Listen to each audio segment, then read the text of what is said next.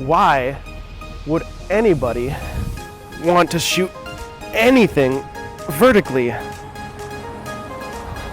Let's learn about that.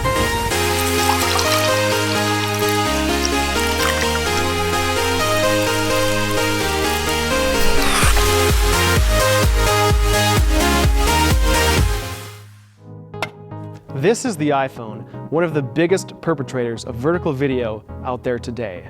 David, how do we get this far? What happened in the history of cell phones? It started in 2000. The Samsung SCH V200 was the first phone to have a camera built into it. For the longest time, people would say either you want a feature phone that's just a phone, or you would get a camera phone. And there was a distinction between the two. But then by the time the iPhone rolled around, that distinction was going away. As all phones became smartphones, you started consuming content on your phones, for many people, more often than on a television. Absolutely, and with apps becoming a huge mainstream way of consuming media, in a recent report from Snapchat, most of their ads that people watched were vertical. People were less likely to sit through a Snapchat ad if it had horizontal orientation, which I think poses a very interesting question, and that is, when we get to that point where people consume most of their content on their phone, will vertical video win out that battle for phone consumption? Obviously, anyone watching media on their phone can turn it horizontal and watch it widescreen.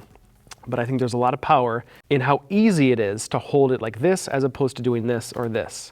Don't skip this video. Click here and I'll show you this one weird trick to become Event photography, like wedding photography, a lot of times the photographer will take horizontal pictures, but then he'll say, okay, let's try another one, and then go like this. Yeah. The orientations have a brilliant way of labeling landscape and portrait. With landscape orientation, it's much easier to capture a beautiful vista. Yeah, you're able to take into account your surroundings Right. and put everything in context with one another. With portrait orientation, it's so effective to get just the person or people, within the frame. With wedding photographers switching back and forth between vertical and horizontal. Landscape and portrait. Landscape and portrait. The whole idea and why widescreen has always been the standard goes back to Thomas Edison.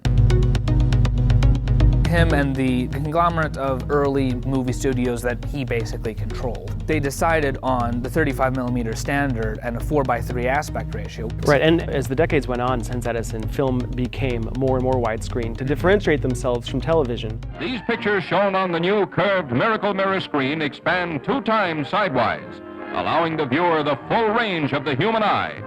The conclusion of a gallant quest to capture the ultimates of dimension.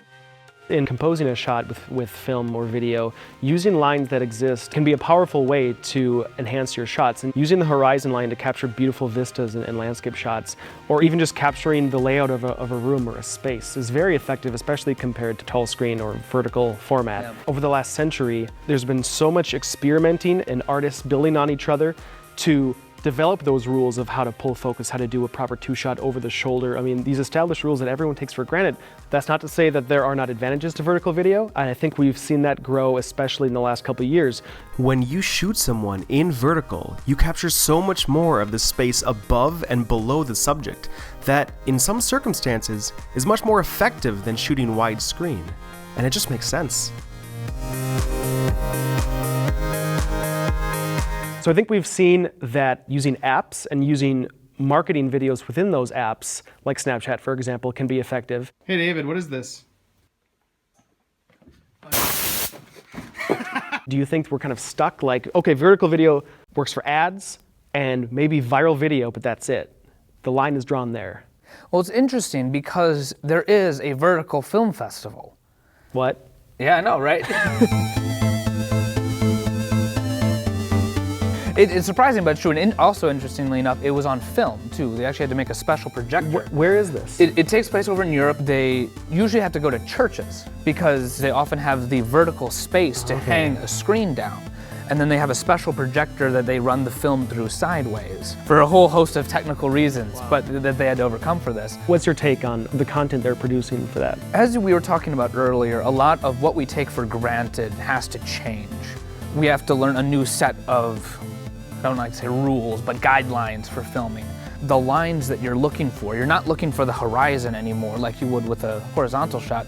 You're looking for what are the tall landmarks. Is it a doorway or a church steeple or other vertical lines that help bring a scene together and you can connect to. I could learn to appreciate it. I don't know if I would ever personally go so far as to make a feature-length film shot vertically. So with all that in mind, it seems like the landscape is fertile for this sort of explosion, but I feel like it's going to take artists who really want to push the art form and figure out new rules, like we said. If someone wanted to make a feature film vertically, what sort of composition rules or pacing rules would they have to learn and figure out in a similar way to the earlier filmmakers from the 1900s learning the rules of how to make cinema? What we wanted to do is shoot a very quick sequence of shots, and if we could, discover some of the rules you'd have to keep in mind in composing a short or feature made vertically. When we set out to do this, we thought, oh, well, pulling focus is so simple with widescreen, how do you do it vertically? But I think we were able to figure out using depth and using vertical lines to our advantage to find ways to pull that focus so it made sense. Or using vertical lines like trees and bridges to pan into it and set the scene vertically. We also talked about movement. For the look of most movement, you move left to right. But in vertical filming, that amount of space is so small that movement almost becomes too fast because you cross over the frame too quickly. So we were focusing a lot more on what kind of forward and back movement. The motion that is most effective becomes the Z space, the towards and away from the camera, but also up and down. So if you can combine those in interesting ways, I think vertical video works, and dare I say, even vertical film could work. Dare you say? To me, it's so interesting to see how vertical video a few years ago was not only frowned upon, but ostracized by the film community and almost seen as a joke, including the way we saw it. Yeah. We thought George Lucas was going to come back and re-release Star Wars in vertical. Should be an interesting future for it. And so as counterintuitive and as insane as it might seem, it seems that, at least right now, vertical video does have a future in the film industry. To whatever degree, we'll find out. But the new frontier of where this could lead is really exciting. I'm Wade, and thanks for watching.